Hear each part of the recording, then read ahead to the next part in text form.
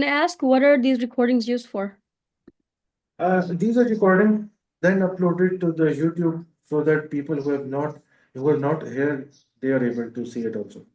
Got it. Okay. Okay. All right, are we waiting a few more minutes? No, start. Just getting started. Okay. All right. I will just like to request again for those of you who are comfortable, if you can be on video, that would be wonderful. I would love for this to be interactive, and it helps when we can connect face to face. So take your time, think about it, what feels right, and we'll go from there. All right. I'm going to start with a brief introduction for myself first. I am Dr. Batool. I am a clinical psychologist in the US. Most of my education has been completed here. I graduated from the University of North Dakota in 2021 with a degree in counseling psychology. And since then, I've been doing both psychotherapy and comprehensive testing services. And most recently, I've been doing private practice work, primarily doing autism testing and therapy, utilizing EMDR and internal family systems. If you've got any questions about my experience, about me in general, before I get started, I welcome that here. So I'll just give you a few seconds to think about that if you want to just ask questions at the beginning. And then I would also love to hear who's here, in terms of what your experience level is, what your education level is, and what you're hoping to learn from this workshop today. So that gives me some idea in terms of how I can answer some of those curiosities and to which direction I can go. And you can unmute yourself, share out loud, or you can type in the messages as well. I have that open here.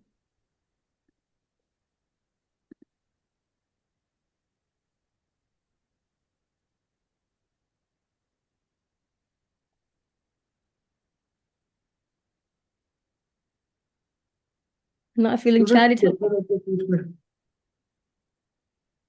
Students So को that, question है तो पूछ लें.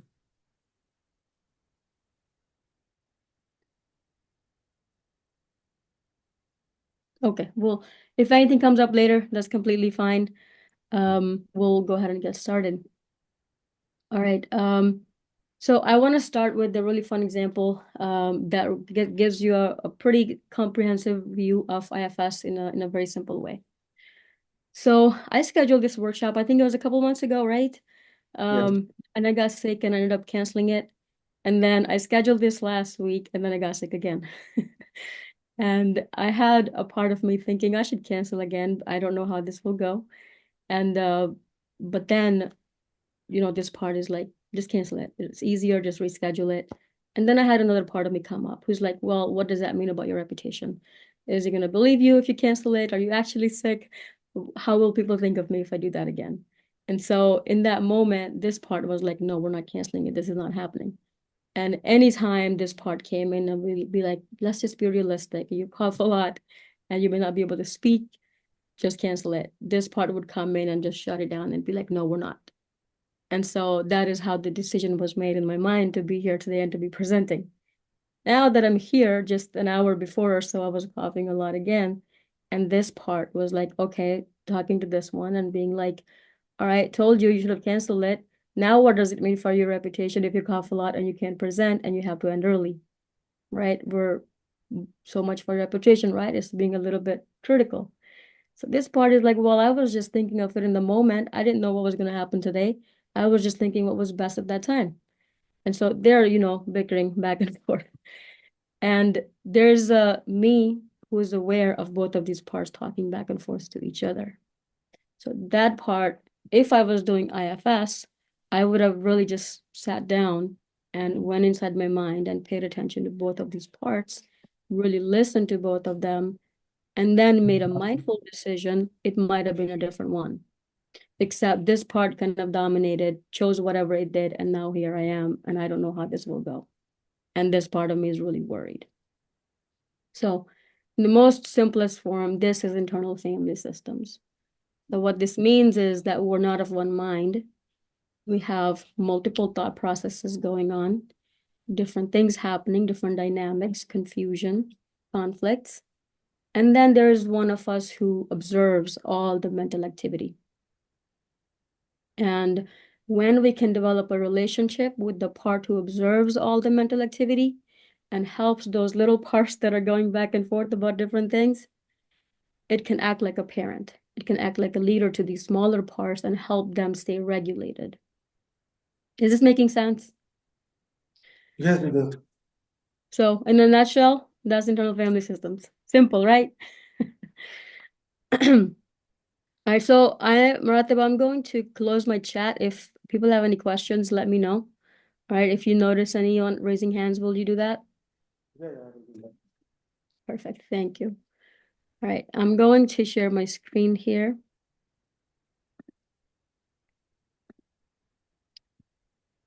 Okay, perfect.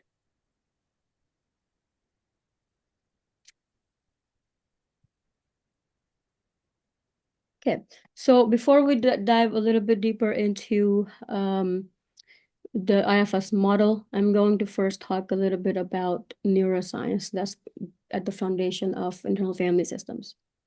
So it all happens in our memory. So most of the things that we do in our life are based on different kinds of memory. And we have two types, explicit memory and implicit memory. Explicit memory is more conscious facts, events, personal experiences. So what kind of experiences you've had throughout your life, birthdays you've celebrated, parties you've had, knowledge that you've learned from school. So it's conscious things that if you put an effort, you think back, you can remember. And example of this is remembering your last vacation, recalling the capital of France, just information that you've acquired throughout your life. And then we have implicit memory. Implicit memory is more unconscious, it's automatic memory for different kinds of skills. So, for example, riding a bike, you don't have to think about it. Once you've learned it, you get on it and then you just ride it. Going up and down the stairs, you don't have to think twice, it's automatic. It's like muscle memory is another way to think about it. So, just like that, we also have psychological muscle memory, just to keep it simple. We have different um, automatic responses that develop as we grow older. An example of this might be that when you're growing up, you might have a specific type of relationship with um, your parents. With your mom, she may have a different personality than your dad. So when you're with your mom, you might be a different personality, different version of you.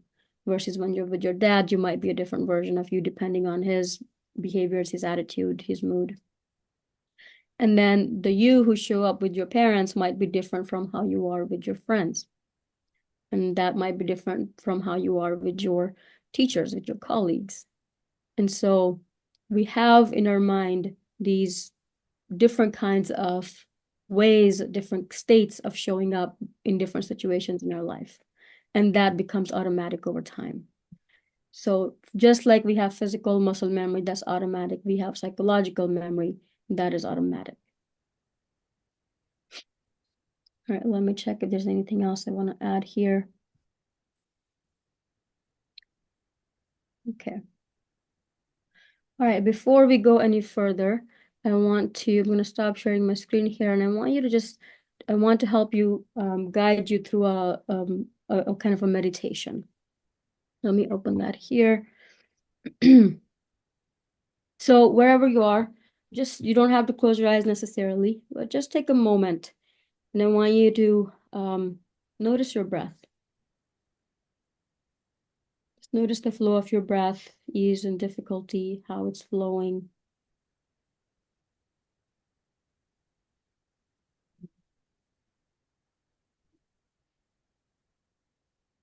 Notice your body, whether you're standing, seated, or lying down, your posture, any kind of sensations that might be coming up, ease or difficulty, any pain, just observing.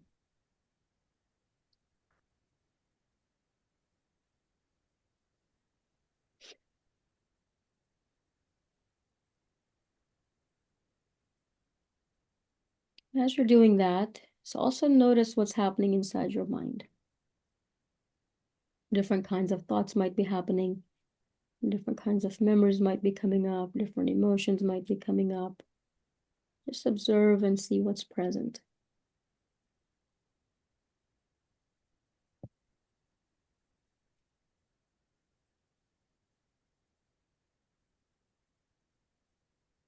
You might be thinking about learning about this model. You might be thinking about feeling a little bit tired if you are, given what time of the day it is for you. And you might be thinking about what happened throughout your day earlier. Maybe something came up that maybe brought some stress or tension.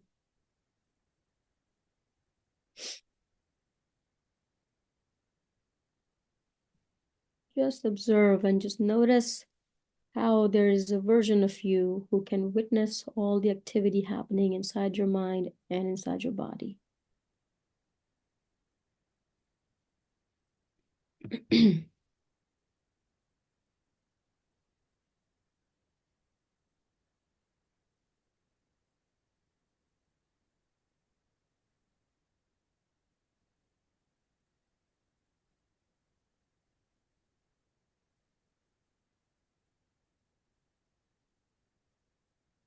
Now I want you to switch to a different kind of imagination. I want you to imagine you're sitting at a dinner table with a few different people around you. You have 4 or 5 different people, maybe family, maybe friends. But you're hosting, you're the main person there, and you're hosting them. You've made dinner for them.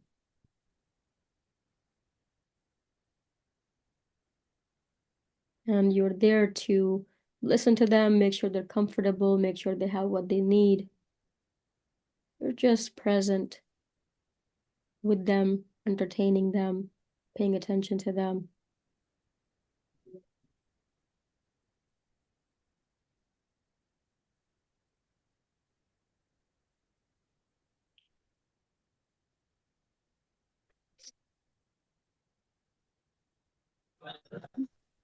Just notice the different personalities that these people might have at this table. Someone might be loud, someone might be quiet. And you might like someone, you might not like someone. Just notice what your relationship is like to those people at the table.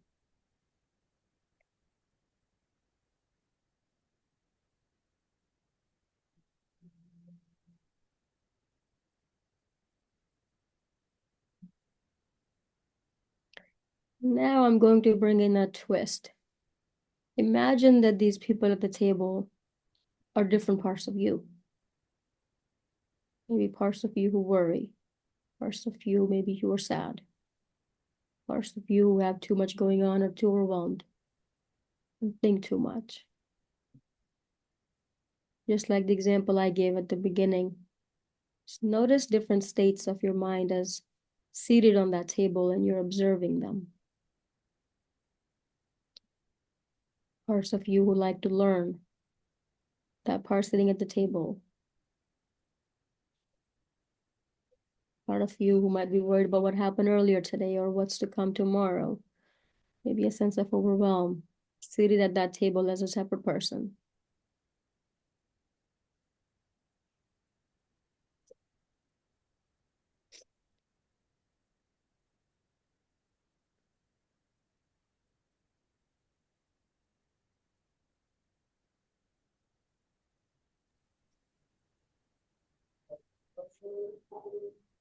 As I go through the presentation, keep in mind this imagination of you at this dinner table and these different parts of you joining you at that dinner table. And just notice how this imagination unfolds throughout this process. Maybe other things will come up for you, other aspects of you will rise. All right, I'm going to transition back to the PowerPoint.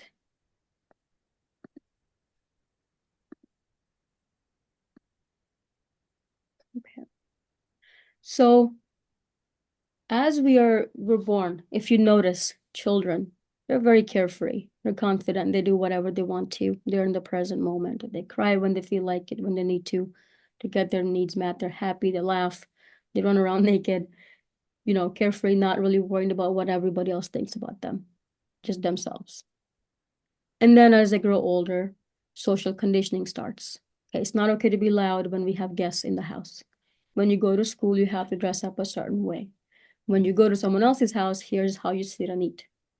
And so the social conditioning starts. And as a result, we have different memory networks forming in our mind. Which concept applies where? And whenever we are in those situations in the future, those memory networks automatically fire just like muscle memory. And so these parts start to develop to help us fit into our society. Or we might also have parts who develop because of negative experiences. Let's take, for an example, a child is really excited about an art project. She does great drawing, takes it to her teacher. Teacher's like, what is this? This is no good. And students laugh. She ends up feeling embarrassed. She ends up feeling ashamed. She ends up feeling I'm not good enough. So that now is a memory network that's developed in her mind. That's saying, holding this belief that I'm not good enough and holding this pain of shame and embarrassment. So in IFS, we call this exile. So this part becomes really small. It's exiled because people don't want to feel the pain. So another protective part comes up. And this part is like, you know what? Let's be a perfectionist. Let's do everything twice. Let's double check everything. Let's be, hypercritical of everything we're doing so that we can get it all perfectly and accurately so that we never have to feel this pain again. So we had this initial network of pain come up. Then we have a protector part coming up who's like, be perfect so that you don't have to feel this pain ever again. This part is called a manager. So to our initial pain that's been exiled, we have a manager who's come in to protect this child. And then let's say after all the effort this manager has put in to being perfect, a mistake is made. And another part is developed as a result and says, hey, manager, you didn't do a good enough job. Now the pain is coming up. I'm going to push you down and I'm going to be hypercritical of you. You're not doing good enough. You're not doing good enough. You're not doing good enough. And I'm going to lash out. I'm going to get angry. I'm going to throw stuff around as a reaction to you, manager, not doing a good enough job because the exile is still feeling that pain again. So we've got 3 tiers here. We've got this exile who's holding that pain of initial trauma, initial experience. We've developed a protective mechanism who's called the manager in IFS. And this protective mechanism is saying, I'm going to be perfect. I will do whatever I can to stay perfect.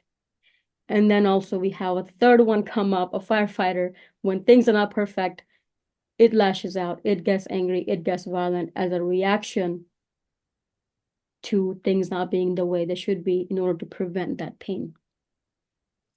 So what's happening in a neuroscience perspective is that we have a nervous system of multiple networks who are getting dysregulated.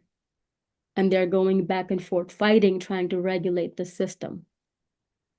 But what happens throughout our life is that we lose access to the center of us who is aware of all of it and who can help the regulation, particularly the prefrontal cortex.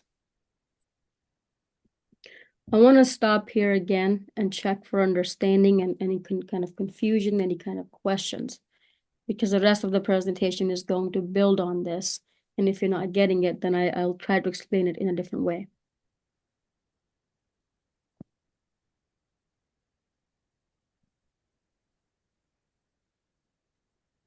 Students का question है आपका तो पूछ लो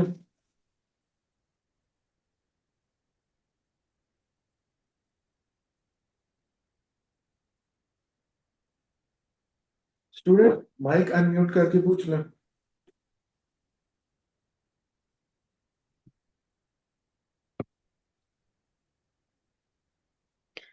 आपको समझ आ रही है? जी जी I am forward perfect. कोई क्वेश्चन है आपका? Okay. All right. So I'm going to pause here. I'm going to share a slide with you, and I want you to look at these things I've written here. And just for yourself, if you don't want to speak, that's okay. But I'm just going to ask you to reflect a little bit. Do you ever feel like you have different versions of yourself? One at work, one with family, one when you're alone. Just take a moment, how you show up differently with different people based on how you relate to them, how you think about them, how safe you feel with them, how much you trust them.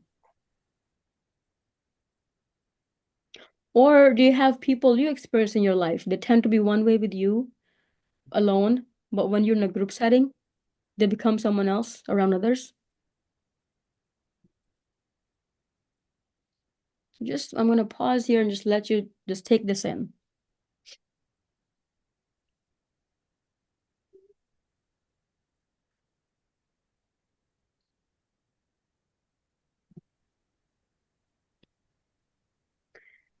And then have you ever felt torn between two choices?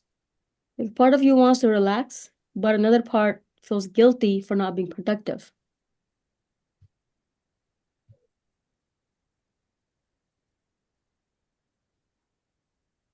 Or a part of you wants to eat. Does someone want to share? No. Okay. Or another common one is a part of you wants to eat healthy, but another one in the moment gives in and ends up eating that cake or chocolate and then feels guilty afterwards. Or do you find yourself avoiding certain conversations or emotions because they feel too much? You distract yourself, they are too overwhelming.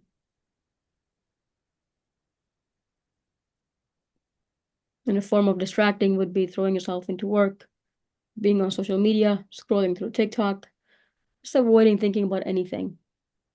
That just feels too much.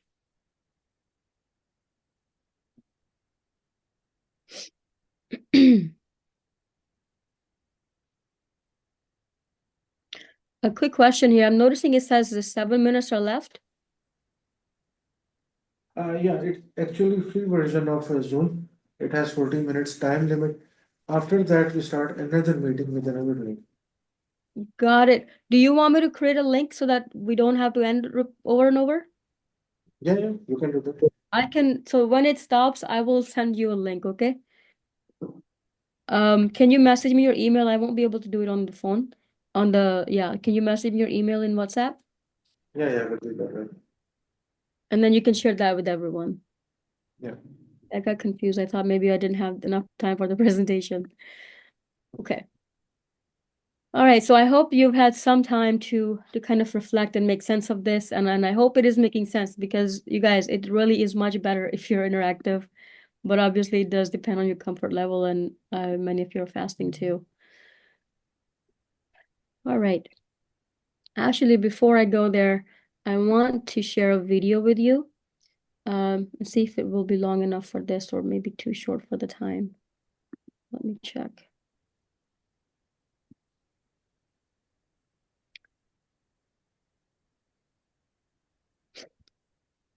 Mm. Yeah, I think we have enough time for this one. Let me share my screen again. I'm going to play a video, just another way for you to get an understanding of what I'm talking about with these different parts. Okay. Hey, everybody. Did you hear that? Yeah, yeah, we are doing that. Perfect. This is a short video about a different way to think about therapy that helps kids and their families get through hard times. This therapy all starts in our hearts. When we're born, our heart is calm and creative. It's curious about life and strong and confident and brave and courageous and loves everybody. The great thing about this is that our hearts stay this way forever, no matter what happens to us. As we begin to grow, we all have some tough and sometimes terrible things we go through. You may want to watch terrible things some kids go through video to find out more about what some of these things can be. Lots of times, these terrible things lead to parts of us that feel sad, scared, embarrassed, and sometimes even sick and disgusted. These terrible things, and the feelings they create, threaten our heart and all the great feelings that live there. To keep our hearts safe, we take these parts and lock them away to try to forget about them. These parts stay trapped in time, and they keep calling out for us to rescue them. The more tough things happen to us, the more trapped parts we have. This is too hard for our heart to handle. So we send these trapped parts even further away and put up walls to try to keep them out. We find or create other parts to protect us and guard the wall. Some of these parts can be pretty positive, like being a hard worker, or a great student, or really good at sports, or having something else we're good at we can focus on. Other times, these parts look pretty negative and can be the reason why people come to therapy in the first place. Sometimes, this looks like anxious parts, or sad parts, or angry parts, or parts that get us into trouble or make us hurt ourselves or others.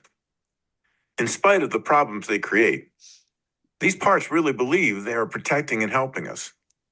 All they care about is keeping us safe. Instead of getting rid of these parts, we need to get to know and understand how they're helping us. Then, we can see if there are different ways that they can help. They might even be willing to help us rescue our trapped parts instead of keeping us from remembering them. We also start paying attention to our heart and help it get stronger.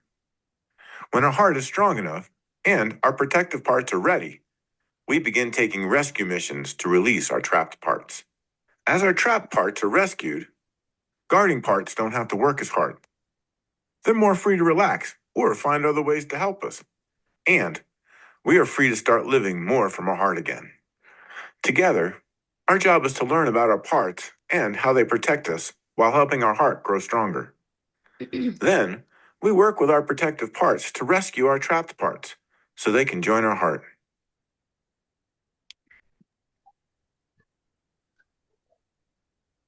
All right. So I will talk a little bit more about, now that we know what this dynamic is in our mind, what's happening with there being multiple parts and how we can help them. I will go into that a little bit more, the steps of it, but I want to give you a little bit more detail around what these parts are about before we transition. So how about we end the meeting here and then transition to the new link? I just sent you the link. Did you receive it? I will check it. Yeah, you can check that and then I'll transition with the new link. It'll be easier.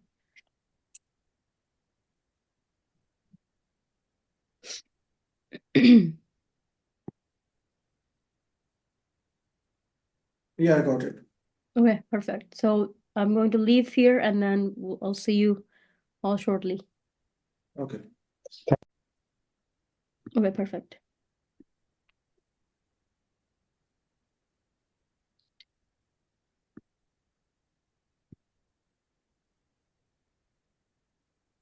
Yes, start. I will Okay. add the people. All right, perfect. So, we're gonna start with going a little bit more in depth about those three types of parts I mentioned before. First, we'll start with managers. So these are parts of you that hold the belief of never again. We don't want to feel this. This is referring to what the exiles feel that I mentioned earlier. So what do these parts do? They act ahead of time to keep you feeling secure by being controlling of people, of events, of other parts in your mind. And they feel this burden of carrying this responsibility for keeping life together, to not fall apart, to not fail. And they're afraid of letting go of control.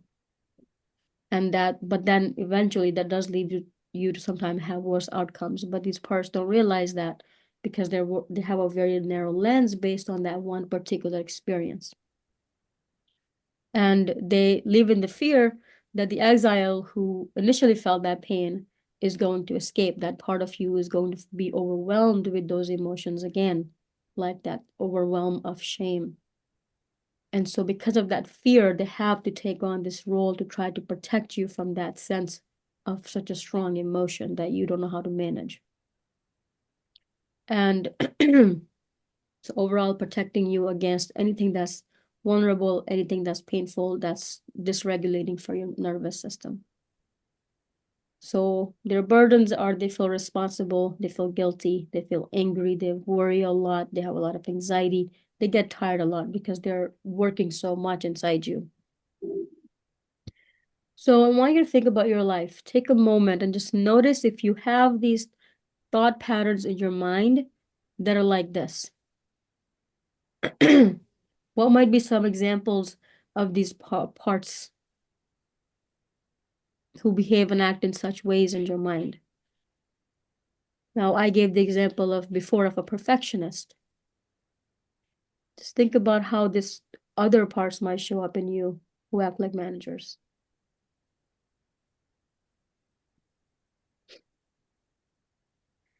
These could be parts of you that like to overanalyze things, who like to think through every single scenario so that they can be best prepared for whatever else might come your way.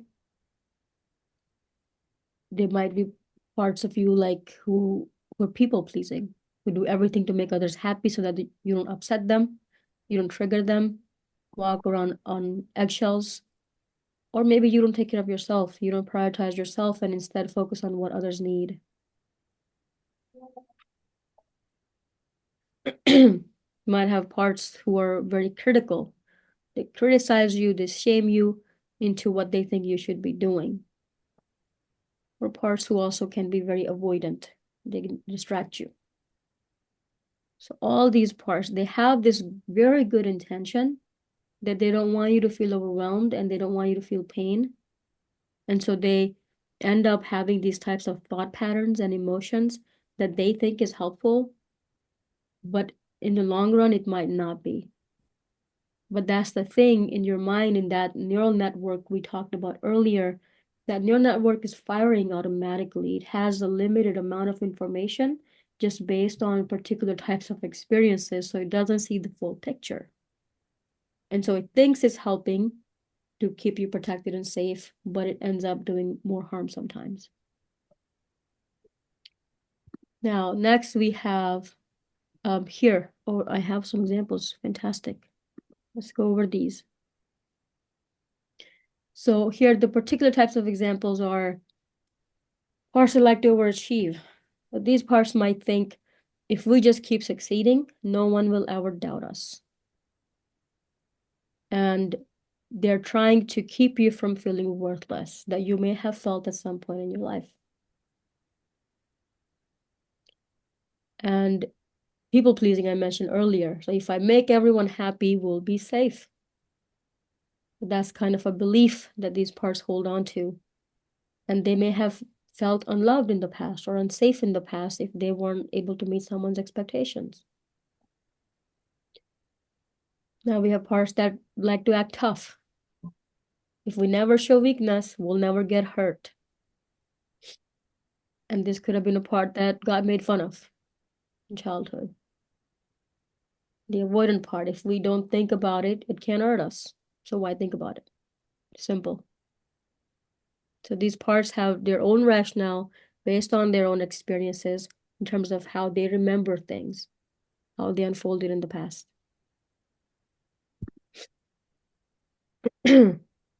Now let's go on to the firefighters. Now these are the parts when all else failed. So managers do the best they can to keep you safe and protected. And when that fails, firefighters jump in. And this is, firefighters, when there are fires, they come in to put them down in an emergency situation. So these are very, very strong and reactive parts. They can numb you, distract you. They react powerfully and automatically, and they don't care about what the concern is in that moment. Typically, these parts tend to be like the most intense ones. You can see suicide. This has gone too much. Let's just end it. And they can often be in conflict with the managers. So the managers are like, let's keep life in control. Let's survive. And firefighters are like, this isn't working. No, I'm taking in charge and I'm going to do something impulsive and strong in reaction to this because I've had enough. And so that's where the internal conflict it becomes really intense between these parts. That shows up with stress, anger, shame, fatigue, guilt. So it shows up as very similar experiences at times, but there are differences. Managers come up ahead of time, like in advance. They're trying to prepare you. And then firefighters are reacting when the initial strategy to prepare you just didn't work.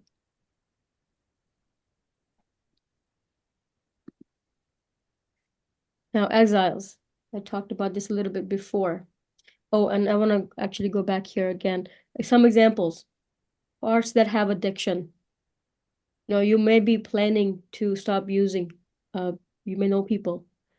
They want to stop using. They know it's not good for them, but then they have a trigger that happens.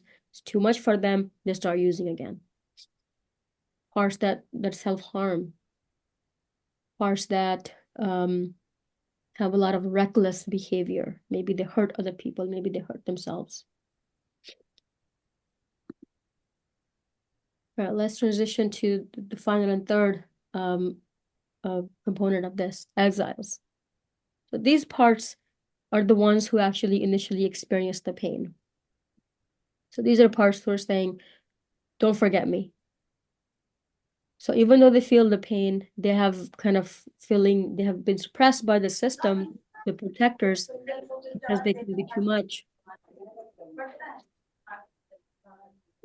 Could you mute whoever that Jishu was? ये There? ले जा इधर आ। 1 second. वो पड़ी हुई है। Allow me. Perfect. So as mentioned before, these are parts who are the most sensitive, who have felt the most pain, and they're very young. They're very childlike. And here's what happens. I want to bring in a little bit of the science part here again. When we have a traumatic experience, well, even before that, here, hippocampus is a part of our brain that is in charge of keeping the memories. And when we have a memory, like of this presentation, we're conscious, we're aware of this, your mind is processing it in this moment in time. And it's going to be stored in your file of psychology topics. And if you need to recall it at a later time, you can. Now, when we have a traumatic experience, our hippocampus doesn't work as well. Because of the stress, it doesn't know how to categorize things. It doesn't know how to organize the memories. And so the files get mixed up and confused. And it loses a sense of time. And all it remembers is this is painful, this is too overwhelming. It doesn't know about the past, the present, the future. It's not concerned about that. It's just is in pain. And so that neural network is formed based on that one confusing memory. And then let's say that there's a car accident and a car honked right before it. Now it's been 5 months since the car accident. Every time a car honks, you get triggered. So part of your brain doesn't know that the accident happened in the past. It thinks it's going to happen again. So your mind hasn't reconsolidated that memory in an organized way. And so these are these exiled parts. If an experience happened when you were age 5 and you keep getting triggered when you were at age 30 or 40 or 50, you're becoming that version of you who was in that accident. So it's not just a memory. You're going into that state of being a 4 or 5-year-old child who experienced that. And so that is why it is so destabilizing and it is so hard to work through that. Because logically, thinking of it logically is not enough. The logic of your brain, the logic center of our brain is right here in the prefrontal cortex, versus the emotional center is toward the back that helps us survive. There's a disconnect between those two. And so exiles are connected to that in our nervous system. And oftentimes, we can call them or like wounded parts or wounded inner child. People refer to them differently in different models. But these are parts who hold shame, a lot of fear, a lot of helplessness, a lot of despair or worthlessness, fragility, emptiness, vulnerability.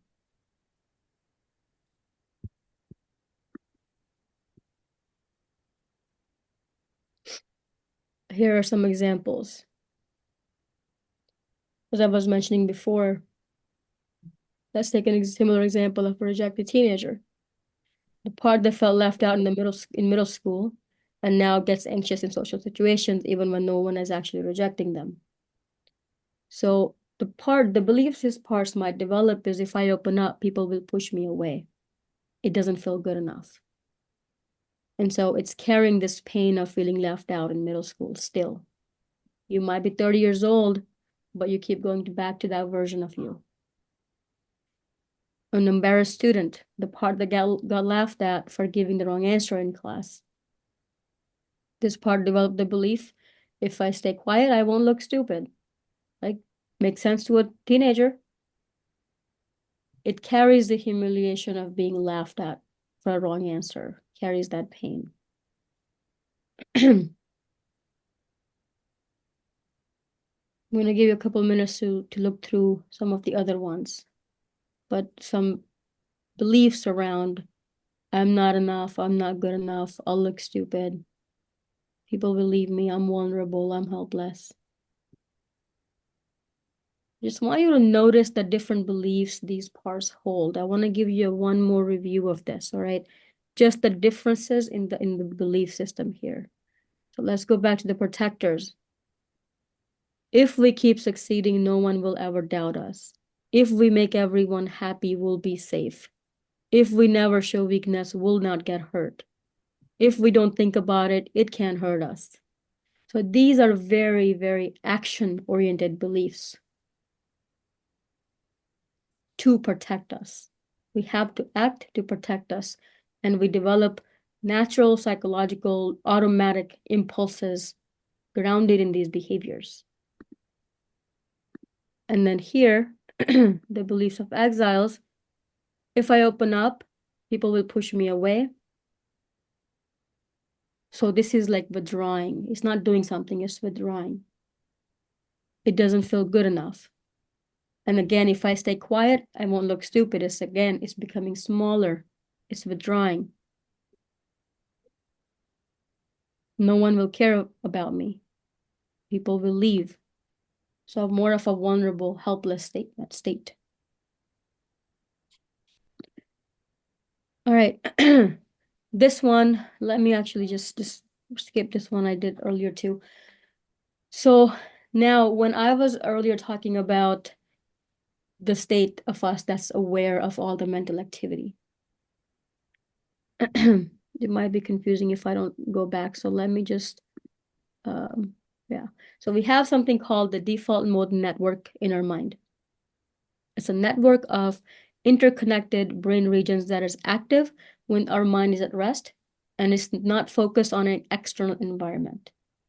So it's a network of parts of our brain up front here, parts of our brain right in the middle, in the back, and around our temporal regions, center of the sides. So those combined make this center, the network.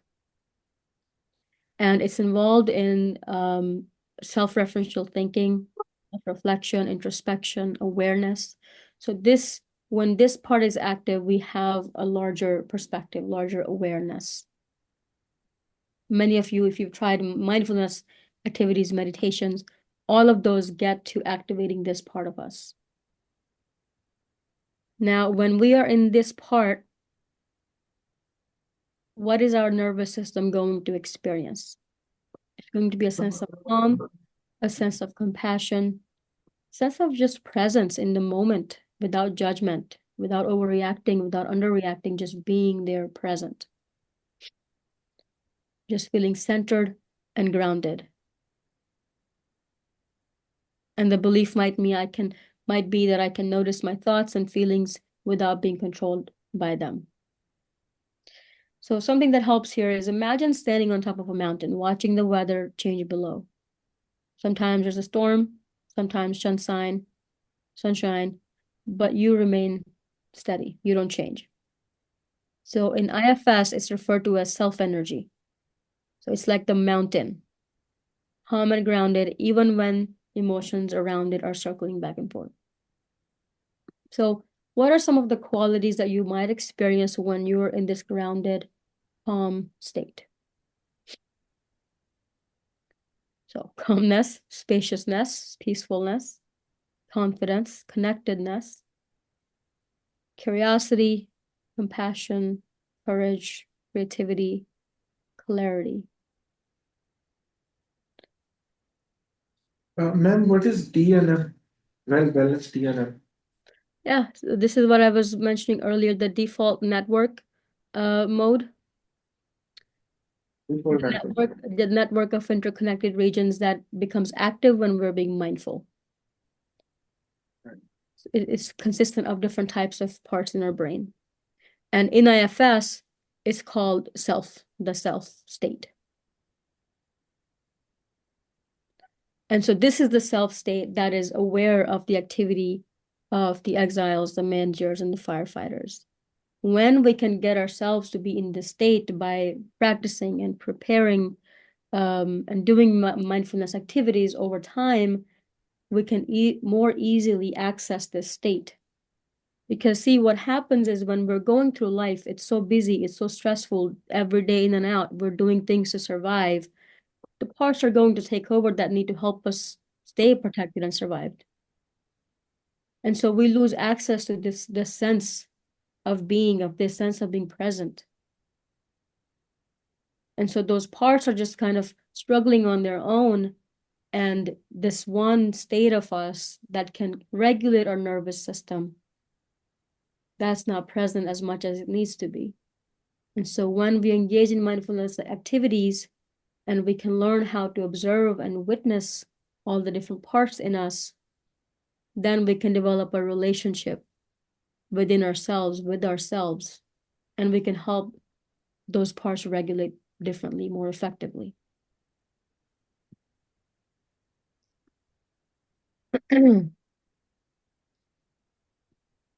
So here are some of the additional beliefs if we are in self state. An example might be a parent who's peaceful, right? The part that stays patient when a child is having a meltdown, responding with love instead of frustration. So you might have this experience. If a child is crying, we might have an urge to yell at them to tell them to stop crying. Now that's a part of you who's dysregulated, who's not feeling centered. But if you can access this mindful state, you can choose how you want to respond from a space that is calm and grounded with a regulated nervous system, and then help the child regulate as well.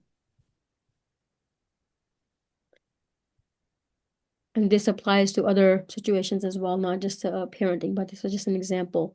So some of the beliefs are, I don't have to control this moment to be okay. I can hold space for others without losing myself.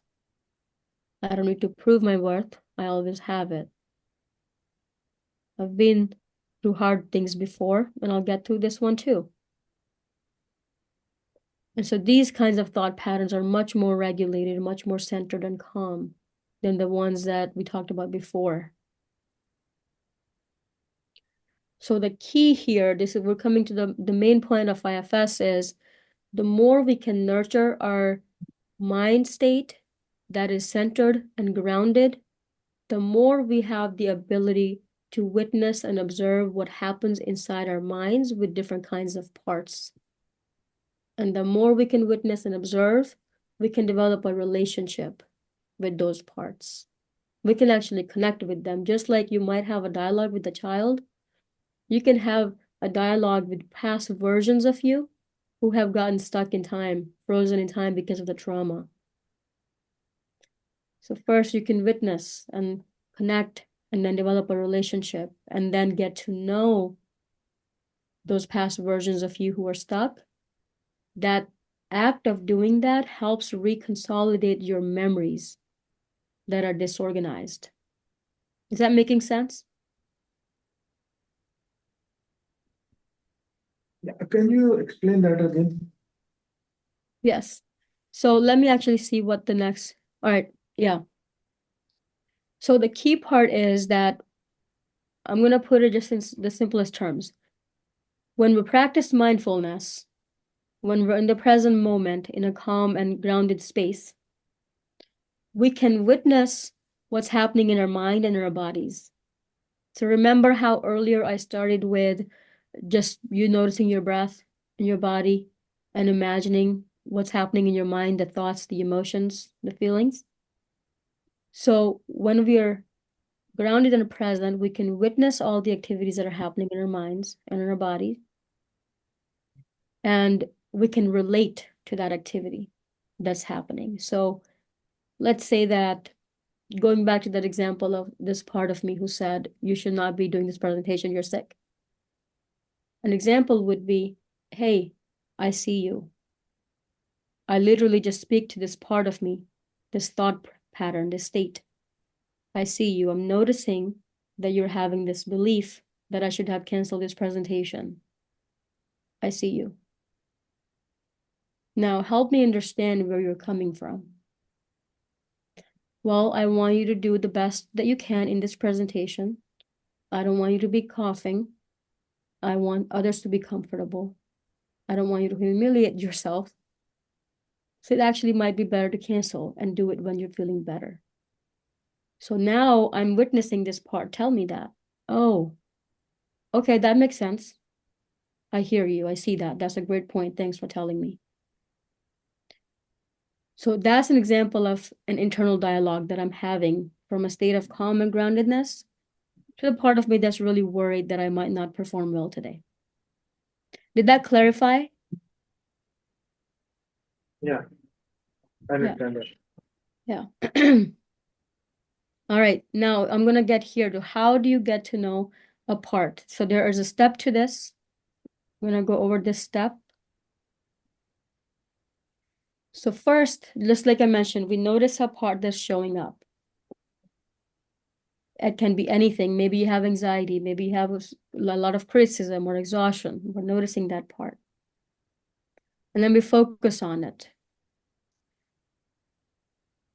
This means turning your attention toward it. Like sitting with the friend who needs to talk. Like, let me just stay with this feeling that I'm having right now. And then fleshing it out. We get to know the part better. Like, what does it feel like in our body? How is it showing up? So like for me, it was a sense of panic in my mind that was showing up. I noticed that. A sense of anxiety and tension in my head. I noticed that. So really pay attention to how it's showing up in our mind and in our body. And then befriending, that means instead of pushing it away, like, okay, I don't want to hear you, go away. Instead, I sat there and I said, okay, I hear you. I see you. You actually have a really good point. That's just befriending it, coming from a compassionate, curious place without judgment, without an agenda to push it away. And then discuss what is it afraid of. Ask this part, what are you afraid if I proceed with this presentation? Well, I'm afraid you're going to humiliate yourself. That's a very good point. And so I validate what it feels. So this is the process of healing. The more we get to know this part, the more we get to know this neural network, the more we can unpack it and help organize it within our system. So I'm going to stop my screen here. I'm going to pause here for any questions before we move forward.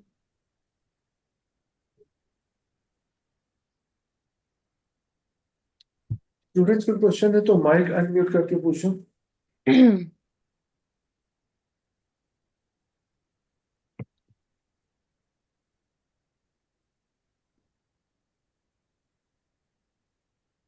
Okay, let's go ahead and do a practice. We're almost to the end here.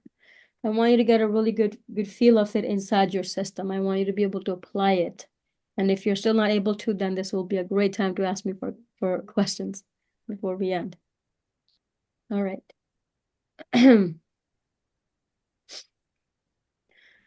So let's go ahead and get started with, if it feels right, closing your eyes or just lowering your gaze. Again, just noticing your breathing.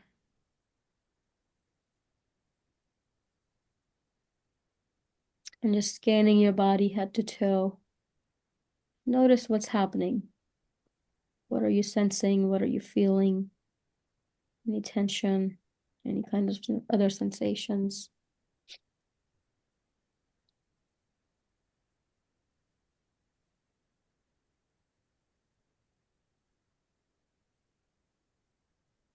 And bring your attention to your mind, the types of thoughts that are running in your mind.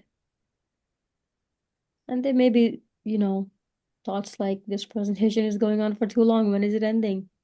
It might be about how this has felt for you, if you're still confused, or if you learned something different. Or you can also notice some of your previous experiences that you might want to try on, like parts of you that you noticed who get really anxious, or who are perfectionistic, or who are self-critical, or judgmental. Just notice what is most present for you in this moment, what you want to explore more about yourself, how you want to engage in self-reflection here.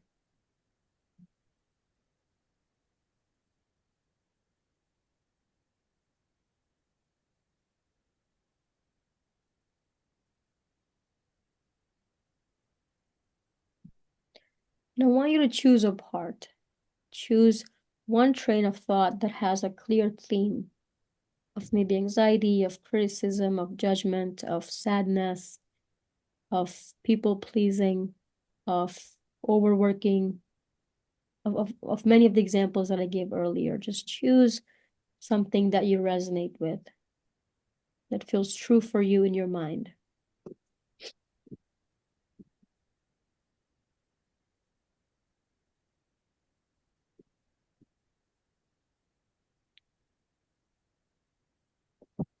So this is the first step. Just find whatever you have decided to go with, how that's showing up in your mind and your body, the physical sensations, or the mental tension, just however you are aware of this part being present in your nervous system.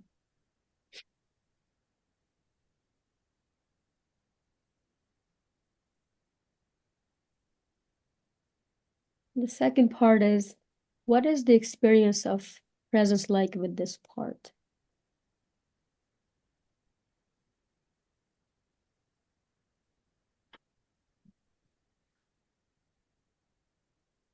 Let's just stay with this part like you might with a friend. So imagine sitting next to this part of you, exactly like you would maybe with a friend who's having a hard time.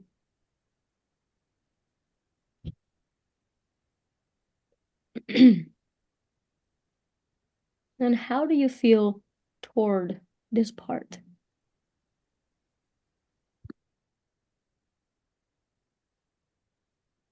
Do you like it or dislike it? Do you want it to go away?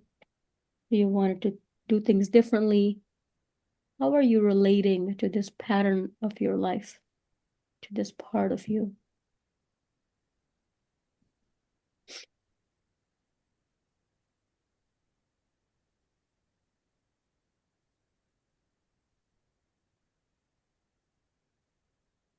You might be annoyed, you might feel impatient, you might feel frustrated, you might feel critical of it, you might want it to go away. If that's the case, it just means that you are still in a different part of you. See if you can find a state of curiosity, wanting to learn more about this part without judgment. We're just here to get to know this part, nothing else.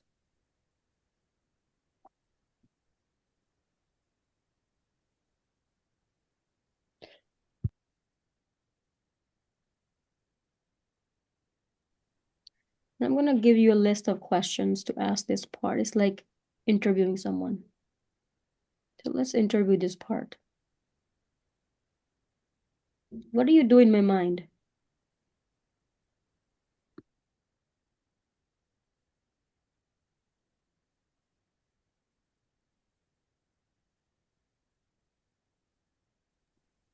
What is your hope for me? What is your intention?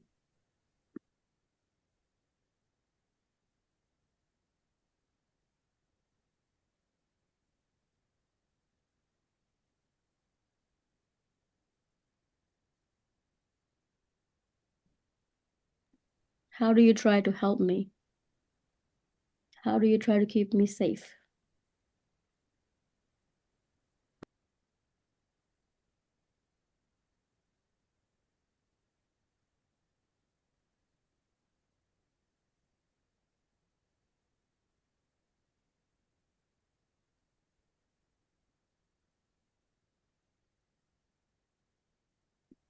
You can also ask how old it is.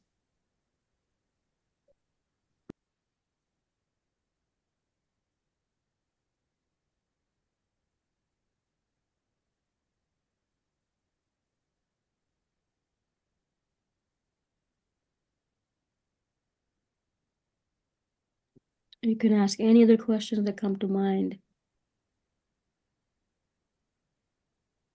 that you're curious about.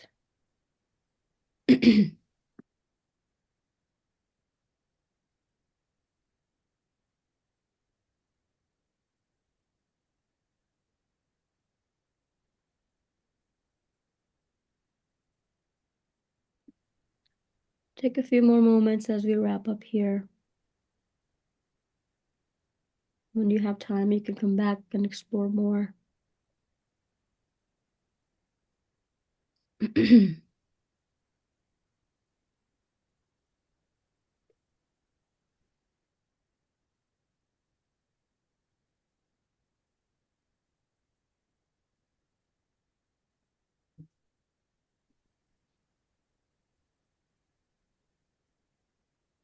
You might want to end with appreciating this part of you if it answered some of your questions. Letting it know that you see it, you notice it, maybe you understand it differently this time. And maybe set an intention to come back and check in again with this part of you.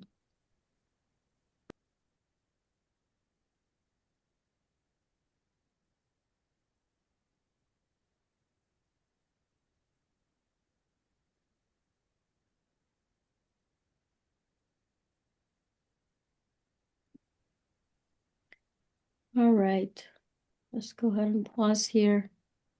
And again, I'm going to invite you for any questions here, any confusion.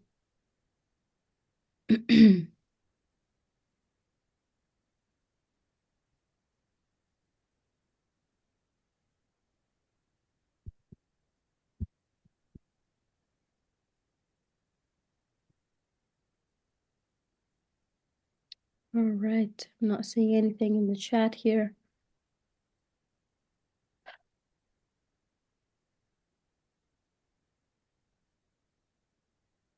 Just give it a few more moments before we wrap up. And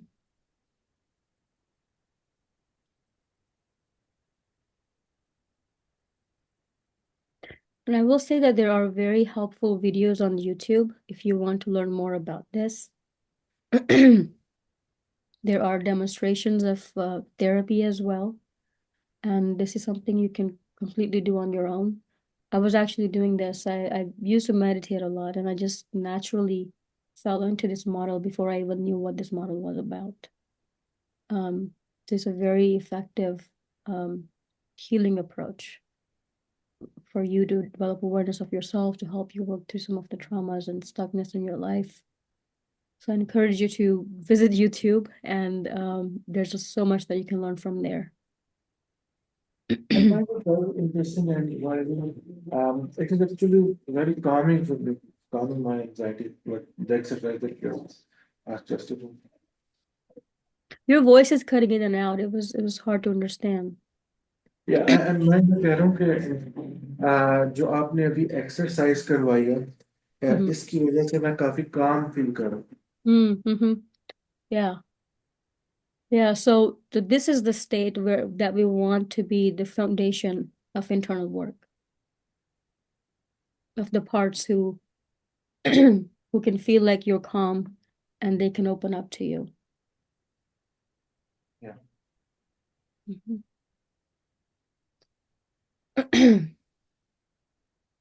All right. So this is all for me. It was a very great workshop, and I personally learned a lot from it. Actually, आजकल रमजान है इधर पाकिस्तान में, and it is 5:20 in the evening.